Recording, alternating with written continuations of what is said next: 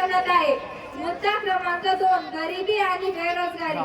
मित्रांनो, आपल्या देशातील आर्थिक समस्या मांडणे खूप गरजेचे आहे, कारण या समस्यासह आपण आपले सर्वात मोठे शत्रू आहोत, असे लाल बहादूर शास्त्रीजी म्हणत असत। दिवसेंदिवस गरिबी आणि बेरोजगारीच्या समस्या वाढत आहेत। यामुळे बऱ्याचशा कंपनीमध्ये मोठमोठ्या मशिनरी आल्या आहेत आणि त्यामुळे बरेचसे मजूर बेरोजगार झाले आहेत। आता यंत्रांनी मानवाची जागा घेतली आहे व मानव हा यंत्राचा गुलाम बनलेला आहे। यावरून मी ठामपणे सांगू शकते की भारताची वाटचाल खरंच महासत्तेकडे होत नाही, तर भारताची वाटचाल फक्त आणि फक्त अधोगतीकडेच होत आहे। मुद्दा क्रमांक 3, भारताची शिक्षण पद्धती।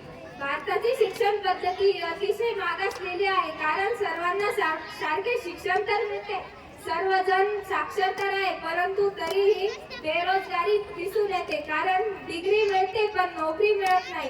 138 करोड भारतीय नाराज होते तर काही खुश होते, कारण सर्वांच्या मनात एकच प्रश्न चर्चेत आहे, भारत हा विकसित देश कधी बनणार? कधी बनणार आहे तर भारत हा विकसित देश? सर्वांना प्रॅक्टिकल शिक्षण मिळत नाही, प्रत्येकाच्या आवडीनुसार त्यांना शिक्षण मिळत नाही। यावरून कसे म्हणतात की भारत महासत्ता होत आहे? मी नाही म्हणत आहे। मुद्दा क्रमांक 4, शेतकरी आत्महत्या करत आहेत। पूर्वी शेतकरी हे शेतात अतोनात कष्ट करतात, परंतु तरीही त्यांच्या मालाला योग्य तो भाव मिळत नाही, त्यामुळे ते कर्जबाजारी होतात व त्यांचे कर्ज वाढतच जाते, म्हणून ते आत्महत्या करतात। शेतकरी हा जगाचा पोशिंदा आहे, त्यालाच योग्य न्याय मिळत नाही, तर भारत कसा महासत्ता बोलला जातोय?